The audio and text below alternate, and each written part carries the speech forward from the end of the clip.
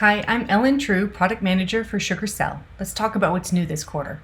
It's Monday morning, you've got a cup of caffeine, and pipe is life. So you start out on our new pipeline metrics dashlet, which makes the KPIs you care about omnipresent.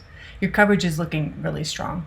You've got a few quotes to follow up on, so now that TileView supports all modules, you can see at a glance where your quotes stand, the count and the total in each stage, drag and drop to move between stages, and now focus drawer for more details and taking actions. With the quarter wrapping up soon, you'll also want to prod at different parts of your business. So now new filterable dashboards let you do just that by driving multiple reports at one time.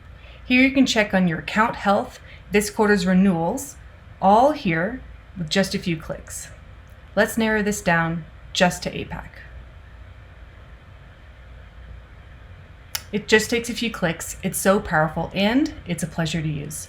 But wait, there's more! We've been working really hard on something we call CRM Everywhere, delivering the power of sugar outside of sugar. So let's say you get a call on your mobile from a customer you're trying to grow. Thanks to the new caller ID, leveraging sugar data, you know to put down the caffeine and pick up the phone.